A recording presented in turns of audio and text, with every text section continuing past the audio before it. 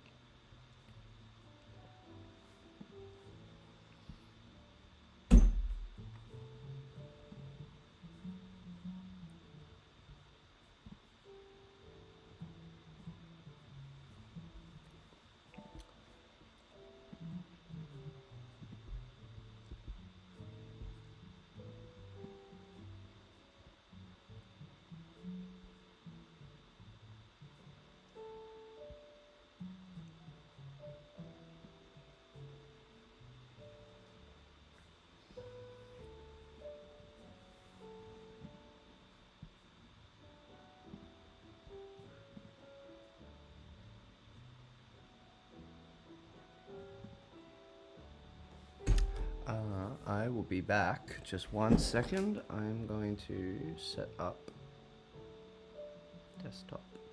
Yeah. All right. I'll be right back.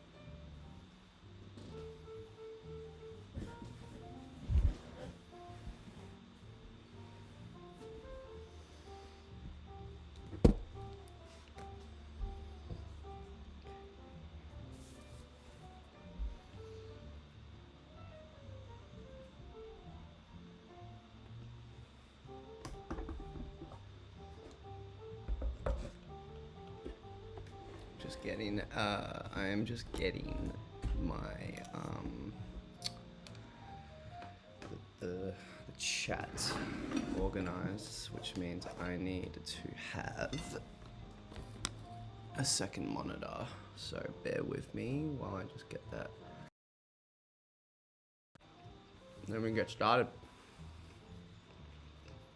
I reckon 6 o'clock is when I'll get actual things going. Don't really know how this is meant to connect, to be honest, but we will get there. We will get there. Good Lord, this computer is struggling.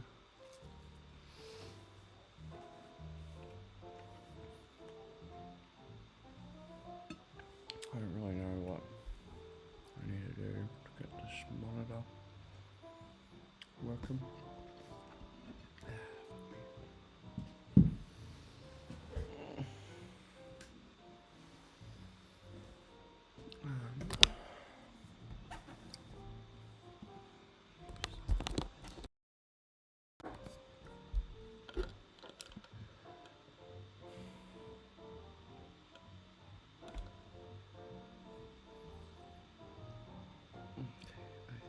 Firstly, just need to just get out of my very intensive programs, except my live streaming, so that I can actually get this shit done.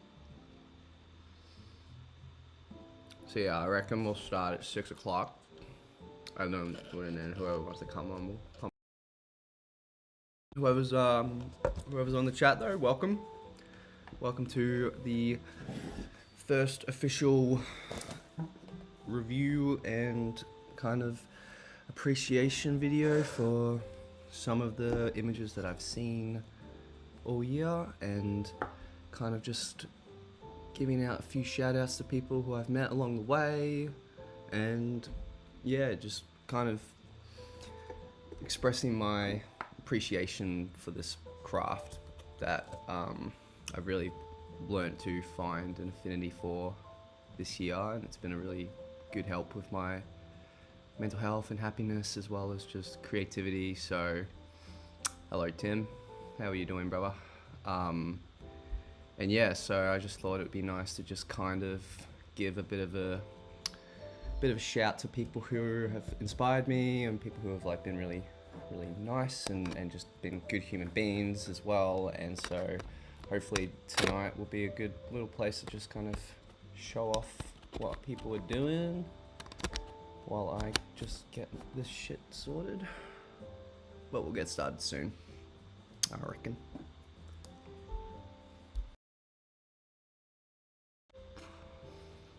So I've got my desktop linked because I want to connect. Oh, here we go. Okay. Aha, perfect. Alright, so now I will just get the live stream up on this desktop viewer. Whenever that decides to load. Fuck.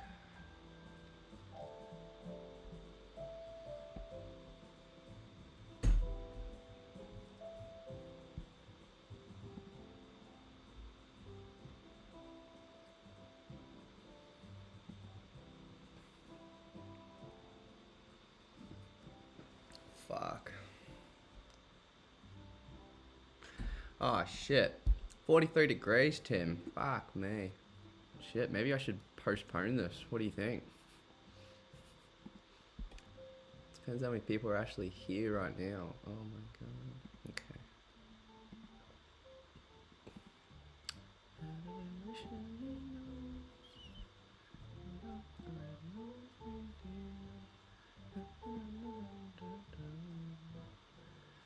I'm just trying to see how I can actually link this up. Look, fuck it. It's fine. I'll just. I can work through this. Ugh.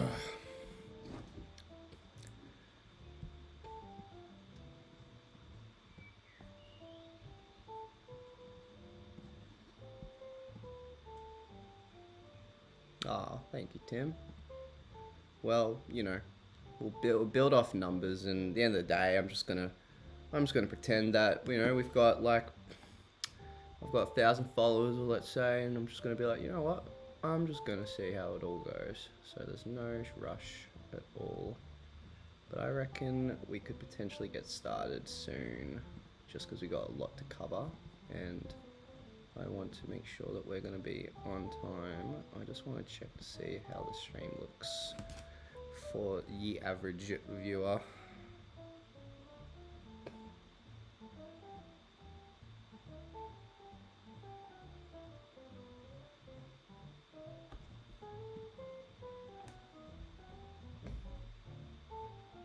I'm just watching my own live stream and just seeing how it all looks. Yeah, that looks alright. I think I'm happy with that, because then I can see the chat as well as look at my notes. So beauty. I'll just give it a few more minutes, Tim, so just grab a bite, have a snack, and I mean, if you're still around, let me know. Are you hearing me well through this mic? Like, I've got this Rode. Is it like clear and stuff, or does it sound like it's coming from the computer?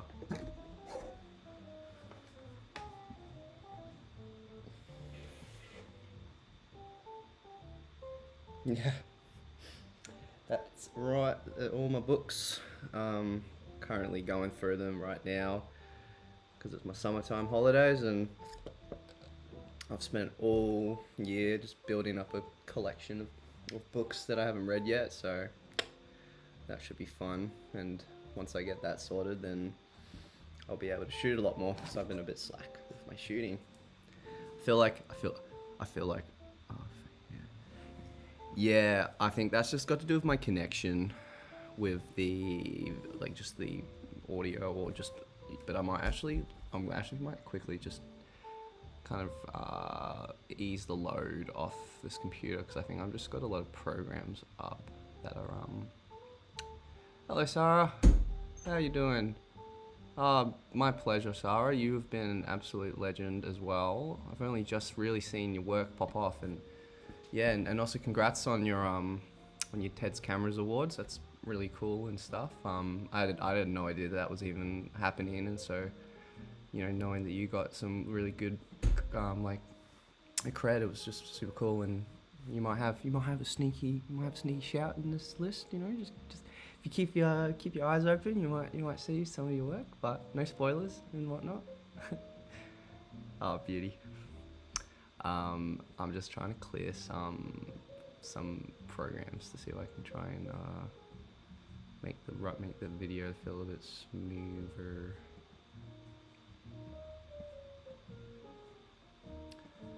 It's surprisingly really nice listening to my voice, like got the ASMR kind of feel to it, which is nice. I feel a bit like Mark right now. I can maybe get where Mark comes from. What he finds attractive to radio. You get to hear your shit. Yeah, look, I mean, we got a small group here so far. That's fine. I'm not really expecting a big crowd to turn up for a photo review of things, but I'll just kind of hang around and keep doing it until I get through everything. And I'll kind of structure it where, like, so these 50. So I'm basically I've got 50 of my favorite images of the year, and I'm going through 5 at a time, and then in between that there's 10 images of other people's work that I admire. And yeah, I'll just kind of like give a little context and whatnot. I was gonna write titles for all these images, but I just ran out of time, so I'll just I've got them up on my phone, so I'll just kind of like talk about them and like give them context, and also then explain why I like these images. Just give me 1 second. I just need to fix my door. It's bloody banging about.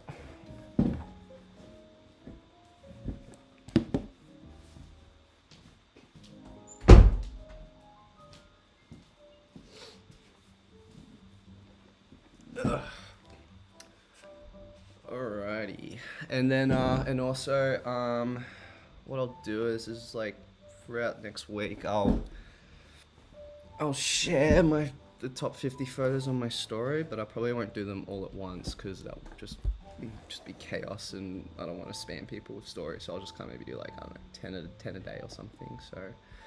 So yeah, I bet why don't we just get straight into it? If you are all still watching, welcome. This is my first 2023 review of images that I've found quite interesting, and I want to kind of share around to people who might be interested in seeing other people's works. It's a mixture of like local and international people, because you can just find like the best photographers very easily with whatever's available online. And I just thought, well, I've met a lot of great photographers all year round, and they make just parallel work to the legends around, and I just thought it'd be nice to just kind of give them a little shout out and just kind of show why I like them and whatnot. It's all varied in genres, and I think just it's it could be a little chill night to just kind of look back at people's work and be like, oh yeah, I remember that, or oh, that's cool, and whatnot. So yeah, so enjoy, and I reckon we'll just get started now. And these 50 images aren't like ranked like from 50 to 1. Like 50 is not my least favorite, and 1's not my most favorite. It's just art in general. You can't ever really give it that kind of basis of judgment because everything's so different. And so these are just literally just the 50 images that I've really admired, and they're just really interesting. So straight to it. And also feel free if like someone you know is on here and you want to tag them and be like, oh, Lewis is bringing you up, that might get them incentives to look at their work. But either way, so I reckon we'll get started then. And yeah, so first one up is John Street. He's the 50% head from Street Life, the big podcast for street life photography. I kind of discovered him through the podcast, and because he's from Sydney, I've only heard him through his voice and his work. But then when I went to Sydney, I actually saw him at an event, and he has a very distinct accent and very English. And when I was talking to him, I'm like, oh, I don't know, you're not John Straight, are you? And he's like, oh yeah, I am, Matt. I was like, oh bro, fuck, like I felt like I was talking to a celebrity in a way. It was just like, oh shit, I've been listening to you like this whole trip to Sydney and everything, and you're in the flesh. And then yeah, and I kind of like really looked at his work, and I think John had just taken this photo a few days earlier, and I was like, whoa, like gave me real Trent Park like qualities to it, just the surreal nature of this image. And I'm like talking to John, I'm like, what is this thing in the girl's hair? Like, where do you get that light? Like, how'd that exist? And John's just, oh, I was just hanging out with a mate, and we were just, syncing flashes together, and it just happened that this one shot where there was rain, one of my mates, he didn't forget who he was mentioning, but he backlit her head, and that's what created this beautiful, dreamy aesthetic. And I was like, wow, that is a powerful shot, and it's just such like, it's like those happy accident things, and I really love this shot, one, because the black and white's beautiful, and it really accentuates the rain with the highlights and backlighting. And then it kind of inspired me to be like, oh shit, like I would love to shoot flash in the rain. And I've done a few shoots this year where when it's been pissing down in Melbourne, and I like just go out and fully just commit to getting drenched and wrecked, but I shoot people with a flash, and I have it in color, but it's like similar to that, and it's like, it's those images that kind of you remember that are like, wow, very impressive, so hats off to John, and congrats on everything with your street life, because it's been pretty great. Next up is Gavin Liberti, I think, Gavin Lebert. I haven't actually met him. He's from Sydney, but we're quite in contact on Instagram. Gavin has just been killing it recently with his awards and just recognition for his craft. Absolutely deserves every bit of it. Like, every time I'm opening up Instagram, he is just posting banger after banger, and I really don't know just how he does it. He's got some secret invisibility skills that is just very impressive, and picking some of his shots today was really tricky. I do have more of him coming up. I'll do like a proper like photographer spotlight for him, but this one in particular with the pelicans, just the way the composition just works so well in favor with the faces of the pelicans, just how the shapes and such those triangular angles of geometry, it just everything works together in itself. Like you have just such distinct kind of personalities of each of these pelicans. Not only that, he's so close and none of them seem like they even notice he's there, and he just makes this shot even more interesting by just getting like really low down, cameras high up, and has that extra dimensionality to the image, and just so impressive. And the peak of the end of the peak is like in between these people. I just like, I don't know how long it took Gavin to actually compose that shot, and like what his process was to get there. I always ask him, I'm like Gavin, like how the hell do you get so close to these things, and animals in particular? That's why I picked this one, because it's like you can't control the animals. You can't really predict anything they do. You can kind of get a good prediction of human behavior a bit, but with animals, especially them, it's just like, wow, like this guy just snuck in and went in there. So really impressive shot, Gavin. If you're listening, I'll bring you up again, so you might be on by the time I come back to you. But yeah, great shot. Here we go, Sarah, you're up. Nice and early, which is good. This is one of the shots that I really admired. I've really found it just quite a powerful, rich shot, you know, full of texture and detail, and just the way you've lit it. Not too sure how you lit it. I don't know if it's studio light or if you had some sort of harsh natural light to it. And you know, I'm not sure of what the context is, but there's just so much, like, it's just very a raw image, and like the way you've shot from the back, and how the textures of his hair mixing with the skin kind of just creates such a like variety of, you know, human textures that I really appreciate in human photography, because I find the imperfections and the harshness of people's bodies like way more interesting than just typical like beauty glamour and shots and whatnot. So this one really stood out, and yeah, just even though I don't see this dude's face, like I just feel this emotion, and I'm kind of interpreting it in different ways. There's questions that I'm always kind of asking, and if I'm trying to figure out a photo, then that's always a great sign that it's a great image. I'm not sure if this one got in those awards, but either way, like your other images are just fantastic and awesome. So just very impressed with this shot, and yeah, just keep killing it and keep being your queen you are, and yeah, it's just good stuff. This is of course, it's Sally Coggle's work that is just no introduction needed. You know, Sally's work is just phenomenal. She's a superstar in the making. You know, she's had such great success with her, you know, lens cultures and her Aussie Street Awards, and you know, the proof is in the pudding. She's just a master of light composition, you know, the subject matters and the subjects that she finds. And just got in my notes that where has she been? Was it India that she was in? Like, all these photos are from India from memory. I'll just quickly double check that. Yeah, there's a Pushkar in India, so she's been sending a bunch of photos from oh wow, okay. See, that's I'll scroll back to yours again, Sarah, to have that extra context there. Yeah, wow. That's so cool.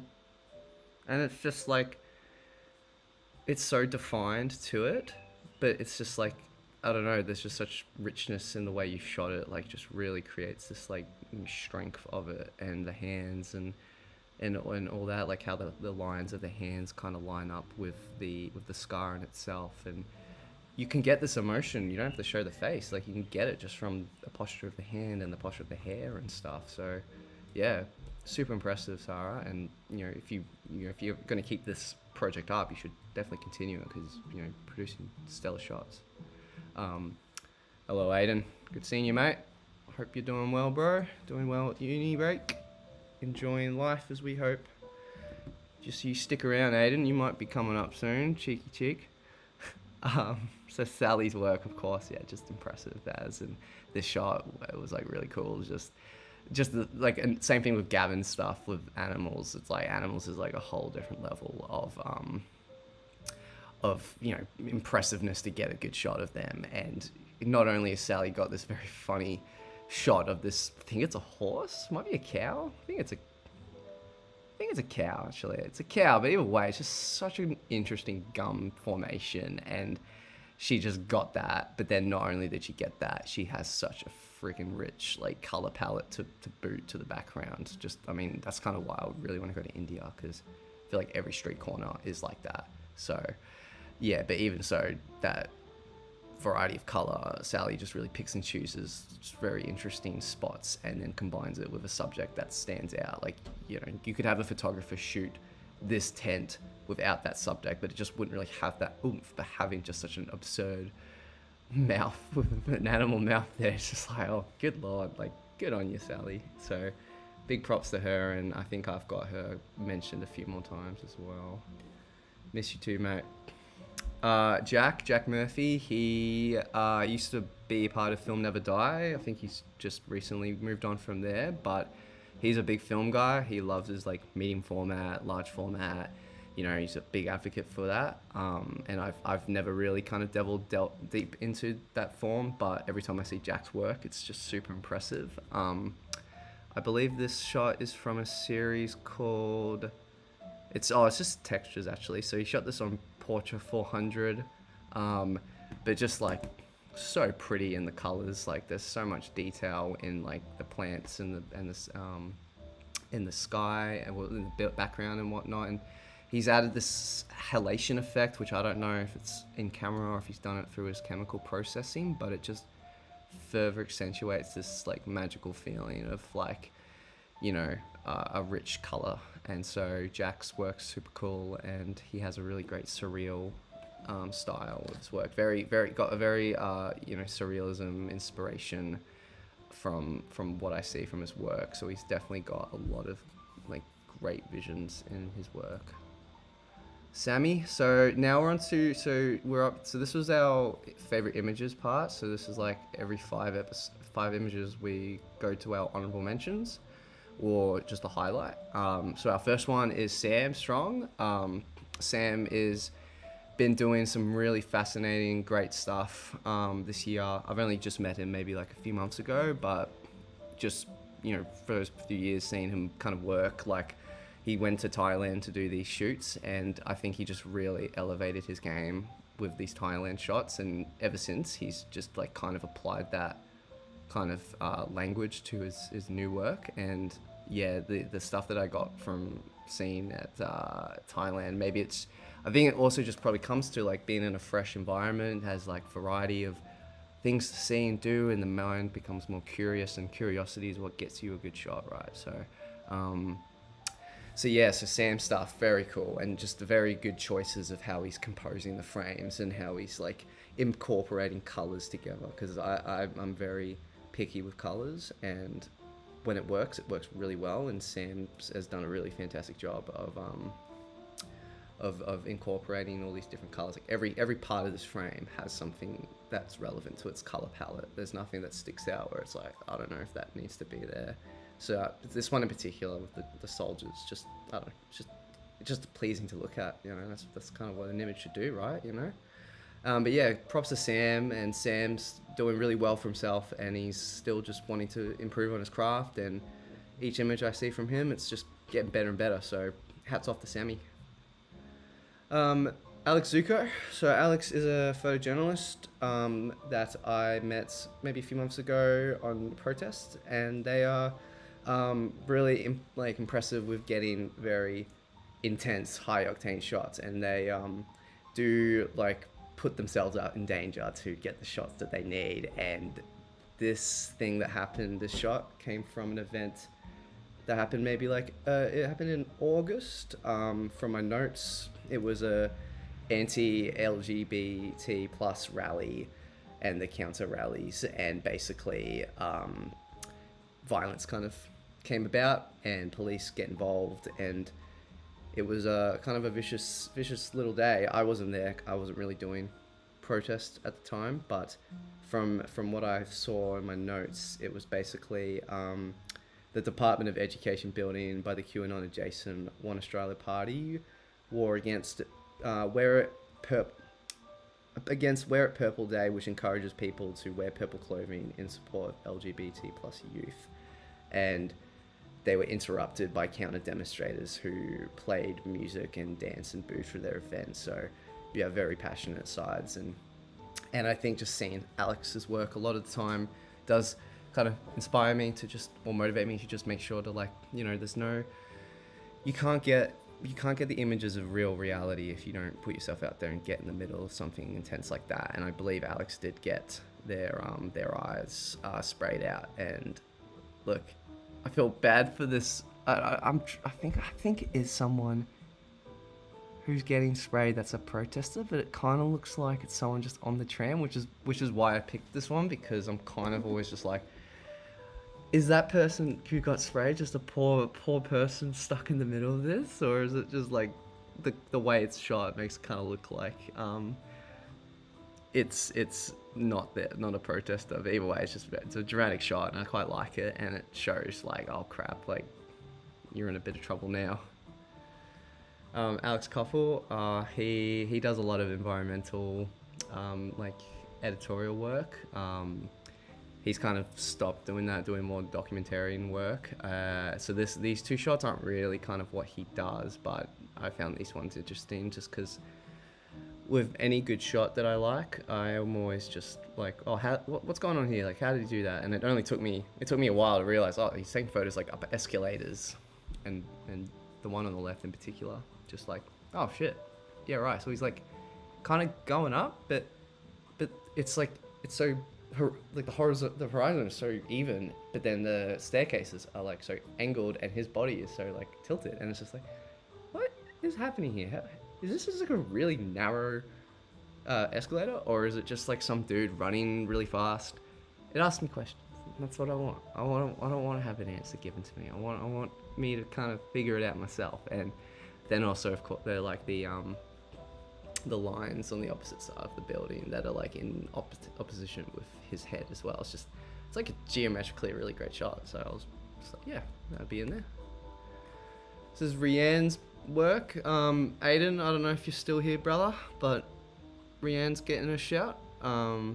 She's done really well this year, and I'm looking forward to seeing what she's doing next year. I really loved her end of year project, which was all about femininity in being in a like very masculine world. From my notes, she has her kind of expectations that she should be grown up in a certain way, but they often pushed her from the classy girly girl persona. And basically this series is kind of focusing on the outlook of femininity and kind of defeating stereotypes in that world.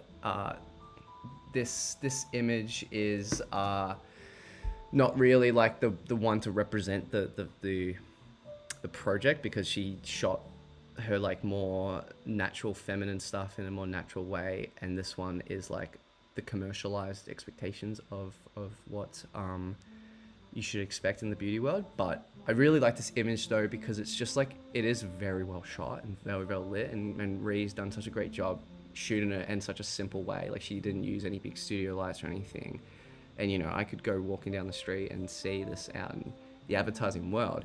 Now it's kind of like the antithesis of what Ree's trying to get it with the project, but I think it's a good like example of acknowledging the reality that there's expectations in society that you should have these things to make you look pretty, but then just having the smudges and scratches of the eyeliner or the mascara, sorry, and it creates that kind of like harsh reality of it, and it makes it feel a bit more visceral than just the typical glamour. Like, you wouldn't want to have this part in your big advertising campaign, so it's just added that little extra kind of solidification of what she was trying to get. So props to you, Ree, and I'm keen to see what you do next.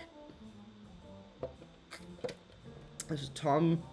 Tom's a year above me at PSE. He's just graduated, just second year now, and his project was about the relationship of skaters in his hometown. I forget where it was, but let me look it up quickly.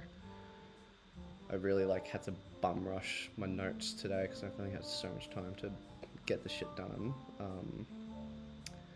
Yeah, so this is an image from his book for Bolton, which is about skaters and him living in his town in, I think, Wagga Wagga, I think. Yeah, Wagga Wagga. Yeah, so he used to live in Wagga Wagga, and he was into skating, and his mates skate still. So he's done a really good series of his friends and stuff. This is just one of his images that he shot. He shot a lot of them. I would have been into maybe showing everyone, like, if it was like a series or a photo essay, kind of going through like each shot of a series, because sometimes a shot's not that like big if it's not in contention with an opposite image or whatnot. But being like, just, it's the one image that sticks out the most for me, and if like hopefully if you guys like the images, they can look at them proper and go onto their Instagram.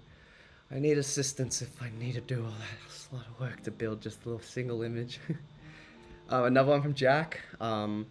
Similar thing. He's got a very kind of Lynchian vibe to his images, and this one, like, I think any kind of place where there's sand dunes in Australia is just always a visually interesting motif, because Australia doesn't have many of that. And the way he's lit it with these double shadows, so he's using two lights for this, and the motion blur on his head, just creates that, alien feeling to it, plus this orange skyline. And to make it even more impressive is that, Aiden shoots, Jack, sorry, Aiden, you're getting in my head, bro.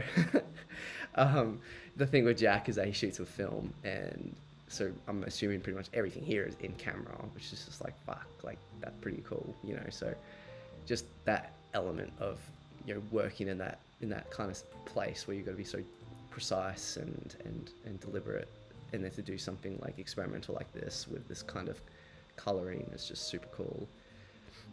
Yeah, I agree, Will. I wonder if it's at like Wilson's prom, or if it's just like at some beach that managed to have it. It has to be Wilson's prom. Like, I don't think there'd be a dune that's that tall in local Melbourne. I don't think. It is a pretty common spot to shoot like a dune-esque thing, but it's such a good place to just be creative and stuff. And he's done a fantastic job with just everything in this shot. So another one, Jackie. Oh, Gavin as well. Look, just a heads up, guys, there shouldn't be that much repetition in this list. They're all kind of clumped together right now. So don't worry, I've got a lot more on my plate here. But yeah, this is Gavin's stuff again. Gavin's done a fuck ton of shit at Sydney Opera House recently. So like, I don't know if he just works near there or something, but like, every few days I'm seeing new posts from Gavin, and he's like doing similar shots like this, where it's just super close and it's super like, abstract, and expression. There's so much expression to its images with the light and everything, and this one stood out because just the red shoes really stands out against the blue skies and whatnot. And say what you want about like tourist spots. I have quite a passionate opinion on certain tourist locations of like, there's more interesting places to shoot. But when I went to Sydney and I saw the Opera House, I'm like, okay, I get it. Like, the Opera House is like awesome, like just the fucking structure of it and the way the light hits it, and how just any shot can make something look interesting. It's like, yeah, I can back that. Not so much like Bourke Street Mall in Melbourne. I don't see anything interesting in that. So like, you can probably get away with like really interesting architecture here, but clearly you can with Gavin's work. So like, if you want to really see how the Sydney Opera House can look in a different way, you just look at his series. I think he's turned it into a book, or he's definitely getting magazine shout outs from it. So yeah, definitely well deserved and credited. So good stuff, Gav. Chris Hopkins, he is a photojournalist as well. He does quite a few interesting kind of projects that are more kind of long form based. This one in particular stood out just because it's quite quirky and interesting. And so it's basically about, it was shot in Melton in the Outer West, and basically his story that he was documenting was all about kind of its lack of hospitals and rail service is rail services. So sometimes people who kind of can't afford certain things going out, they just ride their horse into town, and I guess he just followed them into this KFC and just ordered some chicken and shit.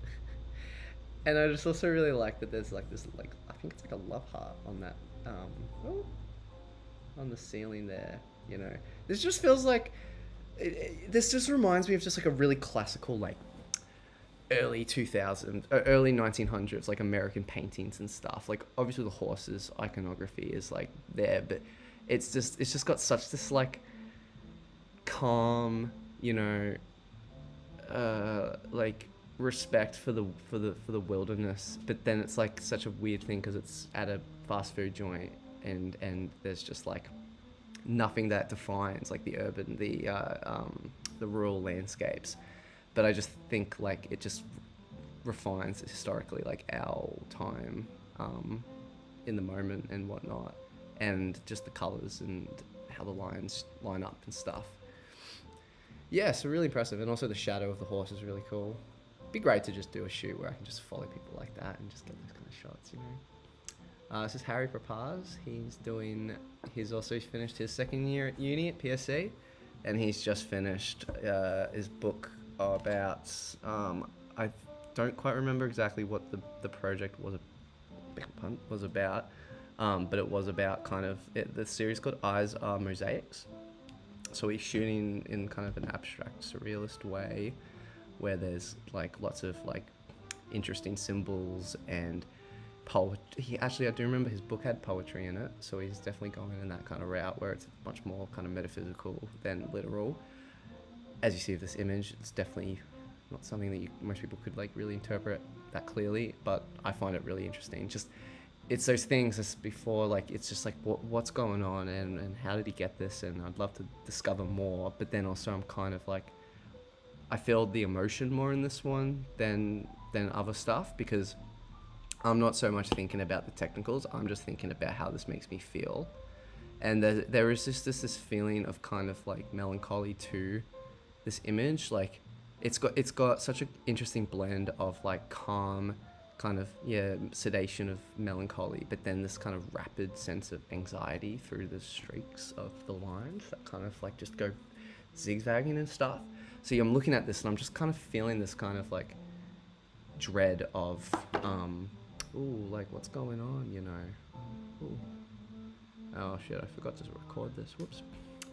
Oh, sorry gang. I've already, no, it's all good. I've been recording for about, I've been streaming for about 45 minutes, but I forgot to record, so I haven't recorded all of it. But I've only just started, so I'll quickly go through the ones I've missed at the end of this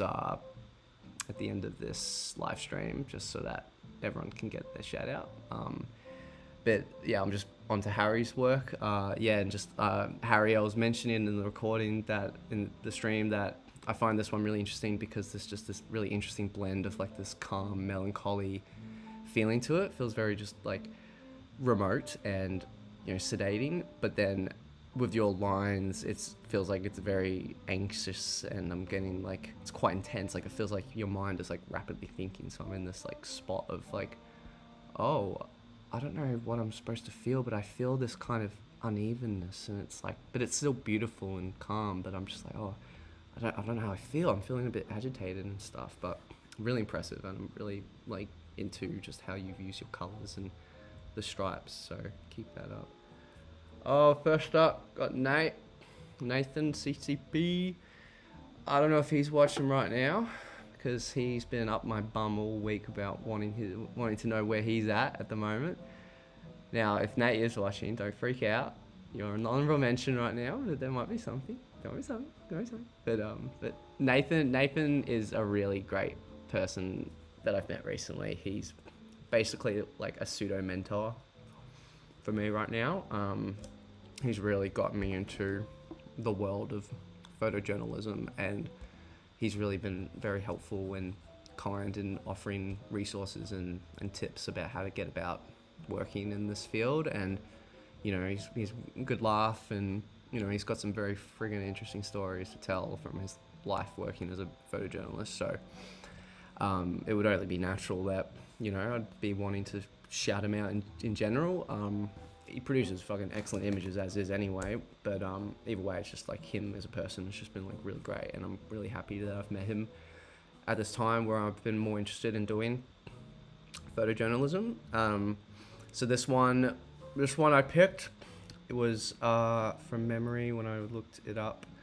It was at the anti-trans activist Kelly J. She held a protest in Parliament, and then this was the day in March when a bunch of neo-Nazis were there and they were spreading hate. And I think that was the actual protest where they really were like, oh fuck, we got to drive these guys out of here. Like, you know, they're here and shit. So they went to their like hometown, I think somewhere. Nathan's gonna really he's gonna annoy me. He's gonna be like, oh, get to your research. Doing my best, mate. Doing my best. But anyway, he was in the scene taking photos of the crowd, and he's got a whole series of this, and then there's a lot more intense pictures here, but I like this one a lot just because, you know, it's just as same with Alex's shot before. You're just right in there, you're getting the scene, you know. It can be scary at first when you're there, but, you know, once you're there, you're just like, oh crap, like here's the action. And I also like this picture because I think that's Jay, so that's Jay Krogler over there, and Jay, I'm pretty sure. And Jay is also similar with Alex. They do a bunch of photography in these kind of protest environments, and it's quite common that they'll be put in the thick of it and get thrown in, and Jay has just been an absolute trooper by just being right in there. And that's kind of how I see like Nathan being in a spot right now. I mean, he's a bit taller and he's probably like raising that camera up, but like most of the time, journos end up looking like this when we're being thrown around by coppers. But yeah, great work with Nate, and I'm really keen to see what other stuff he does, which might be revealed a bit later. TikTok. Eddie Jim.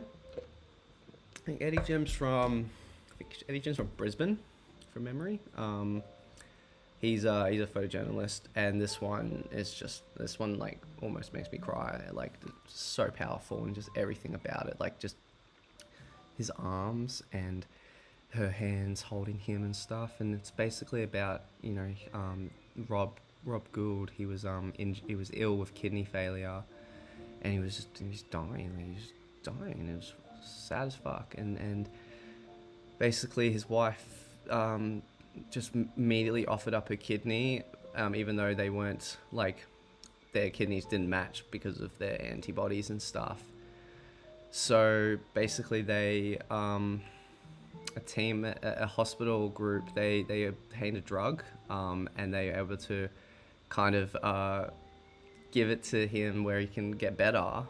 And it's just so beautiful because, you know, you've got this horrible situation where it seems like there's no hope, and you have this partner who will do anything for you, but just reality can check in where it can't be possible. But then it's just have this, like, you know, act of God come in that comes in to save. And just this shot is just such like it's just so warm, but also reveals so much of the dread that came into their lives, and just the way that they're reacting. Like he really expresses his gratitude, and she's just like this sign of relief that it's over. But, you know, there's been a lot of pain on the way there. So that was a really great shot, and just the angle of it being high above just creates this like equal. Oh right, shit, Tim. So you got no kidneys, Tim, then? So yeah, right. Is that like a tricky life to manage then? Because, like, I thought you needed at least one to survive in life, right?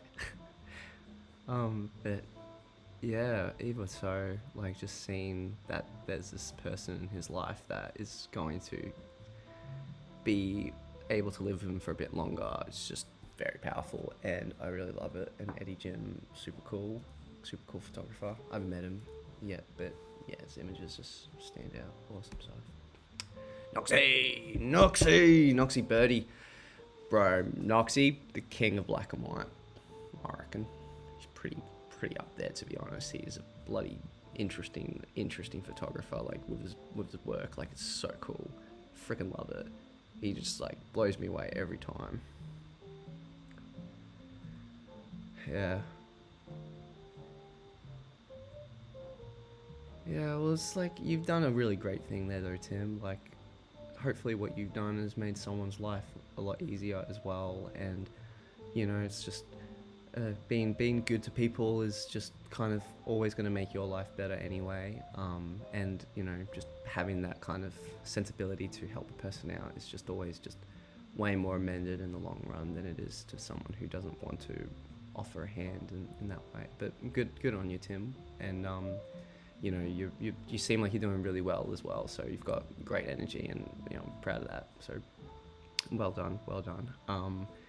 And so yeah, but with Noxie, Nox Birdie, he just blows me away with how he shoots. He shoots like a mixture of color and film, from what I heard, but he does a very interesting type of post-processing with his film. It's like really cool, like dodging and burning techniques, and his whole thing is just so like atmospheric and different to what you would expect with black and white. It's kind of like Trent Park's work, but the thing with Nox as well that I really love is like I found out like a few months ago that he's like a chemistry teacher, which makes sense then with his like chemistry skills, like his darkroom stuff. But like it kind of humbled me a lot, because it's like you can be like the most brilliant black and white photographer, and you can still, you know, just live a life that's like being a teacher, and there's nothing wrong with that. It's great. And so like I always used to think as a kid, I was like, oh, I just refuse to back down and become a teacher or some shit. It's like, I think it's a freaking amazing job. And the fact that it's not even photography related as well, it's just like, you can be a great person and stuff without any of the bullshit of, you got to live a life of full success in this like superficial way and whatnot. Success is just happiness. Like success is just being a happy person and being kind to people. So it's just like hearing about Nox's like life and these other photographers. It's just like, yeah, like you can just live a life, just live your life and do what you want to do. And so seeing Nox's work inspires me. And yeah, he's very magical when I see his work. I'd love to buy one of your prints, Nox. I'd love to buy them and just hang them up in my apartment, but they're hard to get. Joshua Nay, this is a fashion photographer. Don't know much about Josh. I think he's from America, but I really liked this one. I'm very, with portrait in particular, I'm very kind of always looking to shoot that's a bit different, or experimenting with what exists in like the color spaces of photography. And yeah, Josh's work, just like there's lots of like very abstract halation effects to his portraiture. It kind of creates this kind of very neo noir aspect to it, cyberpunky-esque techniques, and it just kind of feels like there's just like a lot of raw texture to this image. And so I really appreciate his stuff. He has so much other work that's really cool, but this one stood out a lot just because I used it a bit for a few inspo shoots. So it's like when a shot's in the back of my mind, I'm like, yeah, that's it. Like I'm pretty sure that that's kind of like a good photo if I'm always like referring back to it. Rachel Willis, she's actually going to be mentioned a few extra times just because these images are really cool, but she's similar to like Julia Coddington, where she shoots by the water quite a lot. Rachel's shooting in like the swimming pool. Let me just check where it was again. Yeah, she goes to different pools. But so this one she was in Avalon, and so I think her whole thing is she goes to like different pools to create this series of work that is like showing the underwater aspects of what a pool is, but she shoots it in a very kind of non-literal sense and striking way. And this one in particular I really like is just how, you know, swimming involves so much of your body. Oh, go away, good for nothing. You're lucky you're even on this list. I will kick you out of here. Don't you sweat. But Rachel's work is, yeah, this one in particular is just really interesting because just there's so much involvement with your muscles with swimming, and you know, this guy's legs, just like every freaking muscle of its thing is working, and Rachel's just right there to get it, and the way the light falls up on the calf, and how the kind of the water just feels kind of murky, and so it kind of shows a bit of like the kind of how these people maintain their pools. It kind of feels like she's in a lake, but she's at just like an airport like hotel pool, and so it's just kind of like adds to that extra layer of like kind of a variety of colors. And as you see with her future work that I'll show, it's like different types of pools, but she still shoots it in this kind of weird way, which is always kind of fun. Ooh. Oh, and this is Aiden's work. Aiden, you still up here, brother? You're up, bro. Aiden's work is his other last year project, his end of year project. He shot it with the Queer Combat Collective, and this was a really good series. Really good series. I think everyone unanimously agreed that this was probably the best of the year that we had at our uni. Basically, yeah, Aiden just kind of like hung out with the queer combat community, and yeah, he just kind of went very kind of gung-ho, very intimate and personal shots with his flash, and he kind of showed this. There you are, mate. And then he kind of showed this world of like this sport that has this kind of stigma of, you know, masculinity, and, you know, like you can't be friends with them, and you gotta be like aggressive and all this. But Aiden's series really shows like the kind of love and tenderness of this kind of sport, and I think just him by being so close to the action and getting these emotions like that are so like honest.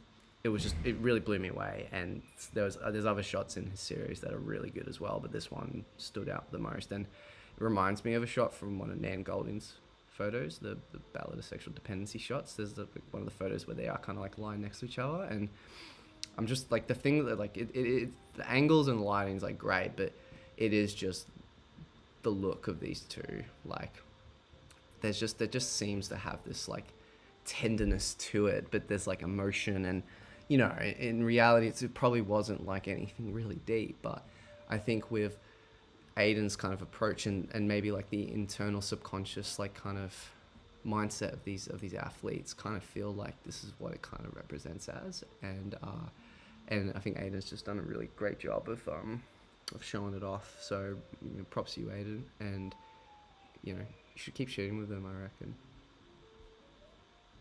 And Liam, Liam, sweet. Okay, cool. We're doing like all my uni boys, straight up, great. Liam's also at my year. He's with, he's just finished as well. Liam's done some really great work throughout the year as well. This one was earlier in the year, but I just really like this one. This was at the Puff and Billy, train station, and I just really like the shot because you could basically mistake it for a shot from like the 50s, and it's so timeless. And I don't know, I really like the dude's expressions. It's very kind of like, it's jolly, and it just feels like, you know, his job is to kind of wave to all the people on the train, and if we all know Puff and Billy, we all know that like they'll be probably waving back to them. And I just like it really does feel like it's from like the 40s, and there's like this just really warm sense of like happiness to the image. And I just think that like generally I'm not into people looking into the lens with images, but this one just feels like so welcoming, because at the end of the day, like they are welcoming people on the train, or they're waving them goodbye, and just think him looking into us is just kind of like an invitation to enter this world. No worries, Aiden, mate. Great work as always. Yeah, so Liam's a great photographer as well, so super cool. Celio Croquis, I'm not too familiar with him like in person, but I have been following some of his work a lot, and he does shoot on film quite a lot. There are a few photographers on here that predominantly film, as with Jack. I've never really found my time to get into film, so when I see it done really well, it's really cool. Celio's shot in this one in particular, underwater camera, fucking like, just to make life even harder. you gotta learn how to light and work your shit underwater. So when you get it right, like, good shit. Well done. And this one in particular, super cool. Like the way the light hits our subject and his body built in that. It's kind of like, it kind of reminds me of like, you know, being in the womb, like kind of being a child in the womb and kind of starting from birth, and this kind of glow just kind of reveals this kind of more spirituality of it.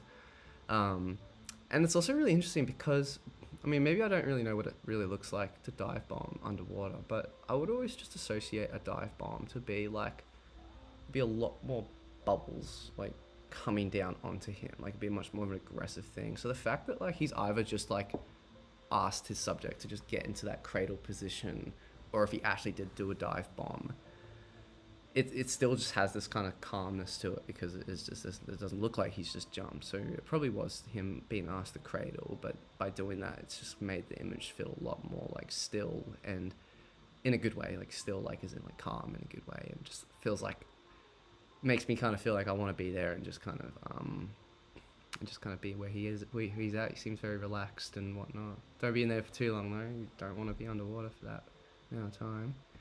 Lucian Greats, I think. I really like the shot. Lucian does a lot of things. So picking a photo of his is kind of like, oh, which one do I actually just like the best and whatnot.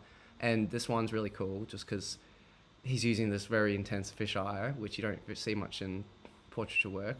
You see it a lot in like commissioned magazines, but they always have this really cool look. And there's like, fisheye just has that style. It's just, it screams cool, like it screams fashion, and him picking a subject about like this guy who's a lot older. He seems a bit more like, I don't really care much for like I don't care much for life. It's more like I'm too cool, and I've got this like leather jacket, and his pose is just kind of great, isn't it? Like it's just like so like badass. It's such a badass vibe. Oh, what's going on?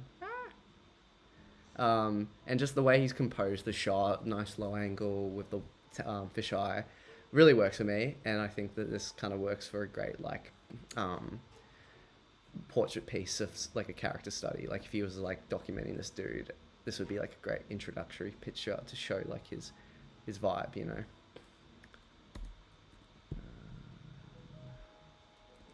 Shit, what have I done? Alex McClintock. I've only really just started getting to know him recently. He's been very kind to me on Instagram. Like he's a very active supporter of my work. Like he shares a lot of my work a lot, and he brings up a lot about how like, oh, like, you know, I really want to shoot like, you know, you one day, I'll do what you do, and I just tell him, you just do it. Like it's, you know, you've got everyone has the potential to shoot and stuff. And then just like, I think he did a Jesse Marley workshop recently or something, but like for the past like few weeks, for the last month, like every post he's made, it's like almost like future bang, like real fucking impressive. Like this one in particular, like it's a really good scene and it's really well done. Like, I really like it. It's so cool, and the colors and the way that the rope is half in the air, but it's so coiled that it kind of looks like it's like stuck. And you know, there's things going on everywhere, which is perfect. Like each part of the frame has something that adds to it. And so this was a really good find. I don't even know where this would be. I think Alex might be in Sydney, actually. Maybe now I think about it. Because I'm like, I looked at this one, I was like, where the fuck in Melbourne is there like a butchery like in this section of the city? Maybe in some like up north maybe, but this one's super cool. So if Alex is watching this one, mad rush.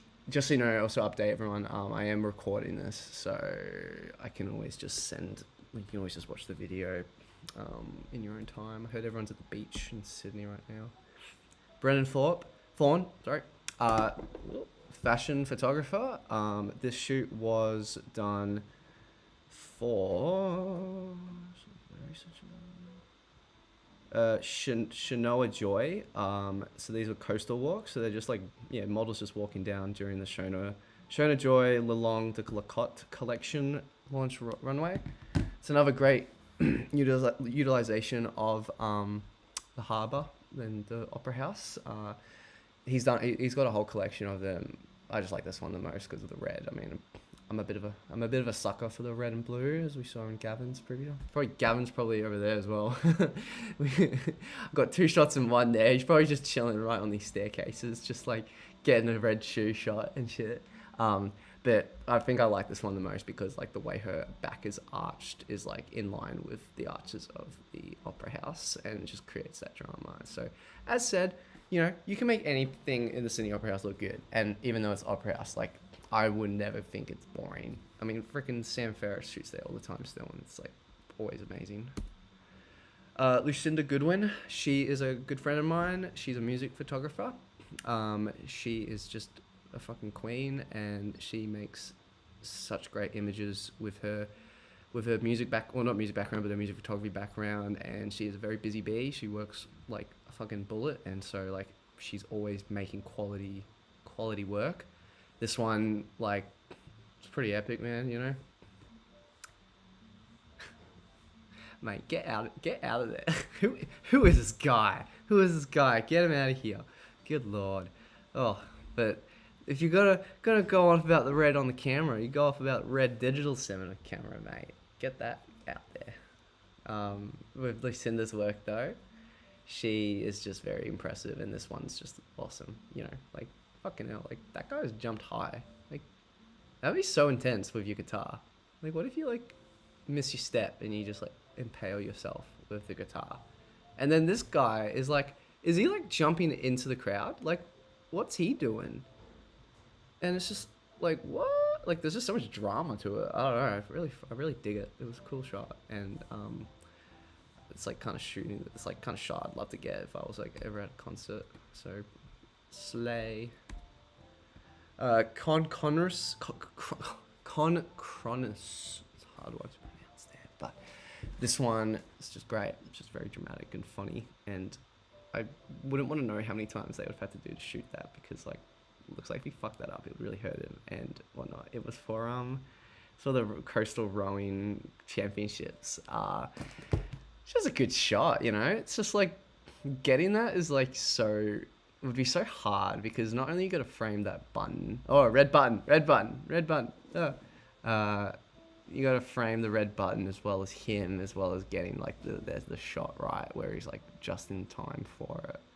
I don't really know if it, like, I'm assuming it is real. I mean, the lighting's pretty spot on, so it would be like that. It's just a cool shot. I mean, like, sometimes there's shots I don't have any deep opinions on it. It's just like, it's kind of shot you'd love to get for like an advertising piece or something, you know. And then of course, like, the fact that like there's just people just chilling at the back doing not much makes it kind of more fun that he's just doing this wild activity while they're just kind of getting ready to do shit. Joel Carrot, he does sport photography quite a lot for press work. I looked through a lot of his images, and his tennis ones are really cool. Like, I don't know what time of day he was there when he was shooting it, but just how the light just creates that strip. And you know, getting tennis, like, tennis is like my favorite sport because of just how much of the body people have to use to do what they have to do, and they have to be so quick and so strong. And so when you're taking photos of people like in that mindset, it's just like so cool. It's like dancing, you know. But this one worked really well just because of how the light works and how the ball is like perfectly contrasted with the back of that, with both the exposure and with the light. And then her face is like, do you reckon she's gonna get that? I don't know if she's gonna get it though. I feel like she's probably not gonna get it, or maybe she's hit it. Maybe she just hit it, and now she's like kind of moving back from it. What's going on? But I don't know. It seems like maybe I don't know who the athlete is, but it's not really about that. It's more about the shot, and I really like the shot. So good job, Joel. Liam Ayres, he's also from my uni, a year above. He loves his soccer. His soccer's his thing, and he ended up shooting a Matildas game a few months ago, and that's just really cool to see someone that you know, do that kind of stuff, get on the field and shoot like people that they're really passionate about. And so like it's the shot that's really cool, but also just that story of like how, like, you know, he's always talking about soccer and he's always interested in that field. So the fact that he's like there with people that are like the Matildas were like the biggest sporting event in Australian history or some shit, or close to like Kathy or something. But him being there, like that would have been amazing for him. So it's just like just super happy for him, and he makes some really great portraiture work with his friends that do soccer activities. Mark Davidson, he is the other 50% of Street Life. He is our radio host guy that I can kind of get where he kind of likes it. It's quite nice hearing my voice, a bit therapeutic. I would get more like ASMR, but I don't know. I think that probably just like scare people off, you know. So maybe not. But either way, with Mark, he's both a great radio host, is also a great photographer. Proof is in the pudding. He is like, you know, international superstar now. He's winning all these massive awards, like with Lens Culture and Aussie Street, and he's always just doing, you know, very wild type of photography. There might be one coming up that's like a bit higher up on the list, but this one in particular, he shoots a lot of like flash, high shutter, but I also found his Bosnia shots really just pretty.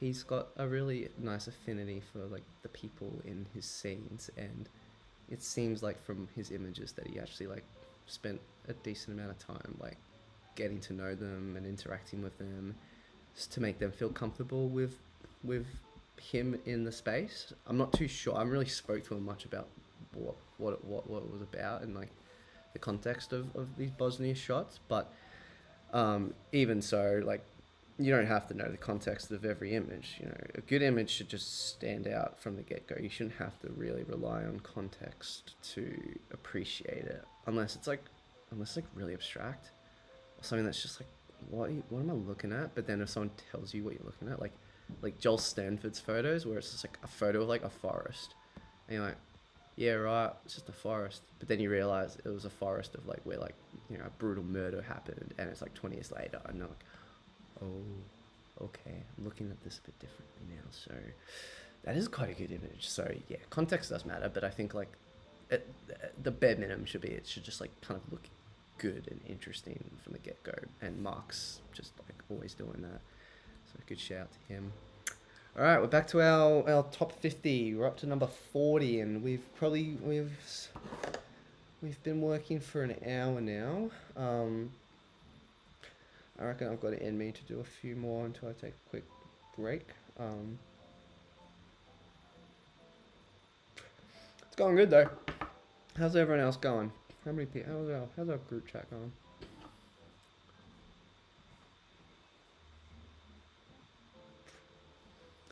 I don't know if anyone's still watching. I haven't checked my viewers. I could just be talking to a open abyss, but at the end of the day, there is a recording, so people can look at it if they want.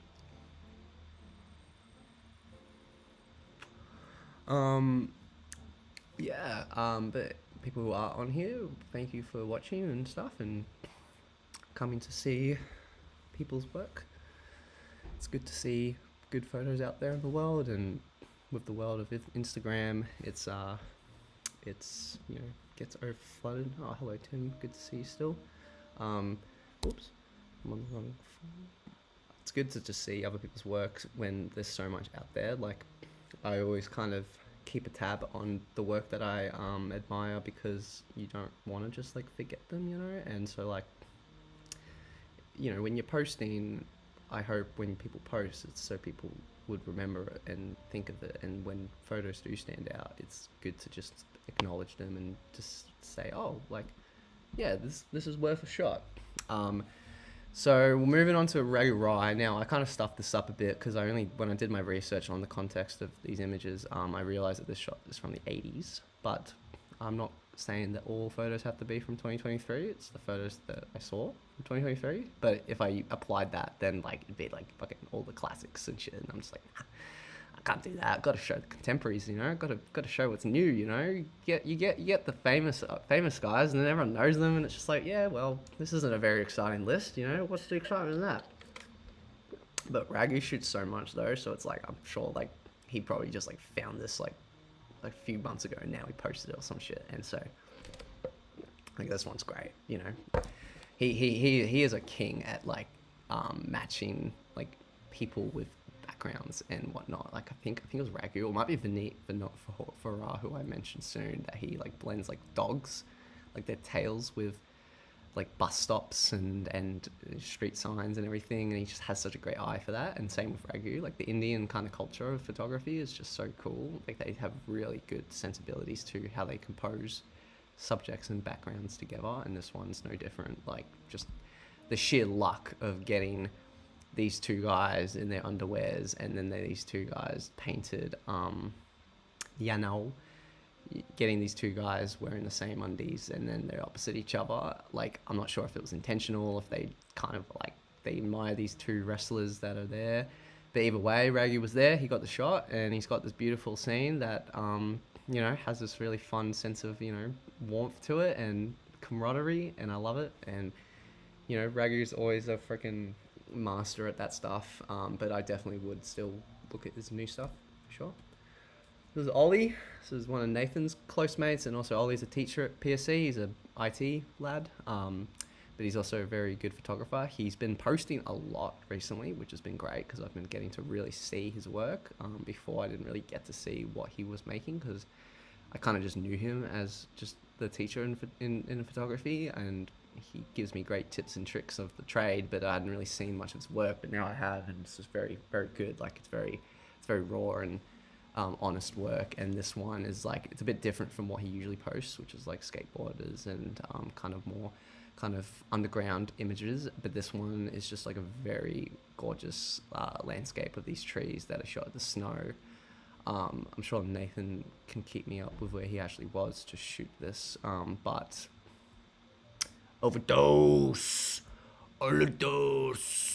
Screenshot it, mate. Send it to him, bro. Send him that I've got him. He's at number 39. He's a 39, mate.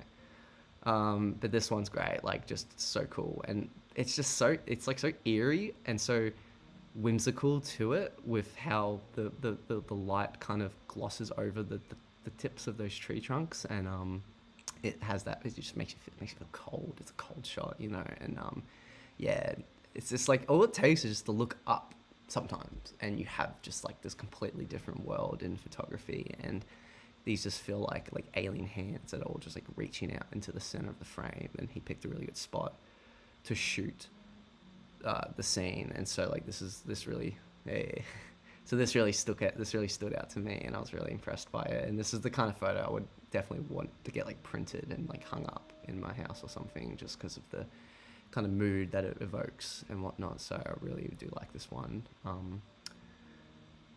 Lake Mountain. Yeah, I think you were with him, because I think there was a shot of you, mate, that you were taking a photo of him or something, but you looked different. I don't know how long ago it was, but would have been. I mean, Ollie's been talking about has poster from like a while ago, so maybe it was a while ago. But yeah, I bet you got better shots, maybe. I don't know, but even so, both made a list. Ashley Ludkin, he's another film photographer, predominantly doing advertising and fashion. I met him at the... sorry guys, I'm gonna make you cringe. I met Ashley at the Hillvale Gallery earlier this year. It was like the photo gallery, photo contest or something. People put up like free prints and stuff, and I always remember this one was the one that stood out for me the most, because it's just like really funny, like just such a character, like what a character, like what a G. Like I think he was like Elvis, like that's something he was trying to do. He was trying to be like Elvis, and he's just like at the pokies, and he just doesn't give a fuck. Like he's just so like chill about it, and it's hilarious. But Ashley's work is like really consistent with this kind of style. He uses his contacts to shoot most of his shit, and just he has a very warm color palette to it, very old school. It feels very 70s, in that kind of like dirty, grungy way in a good way. Like it just feels very like textured in itself, and this one's just like a really great like epitome of his kind of style. And I fucking love the subject matter. It's just really great. I don't remember if he won anything for the Hill Vale, but I definitely remember people were really into it, including me. It's his shout. This is my friend Grace's work. Grace Damati. This is from her series. She studied at NCAT, which is like PSC but for film basically, because they shoot a lot of film. And this was a series from Squadra.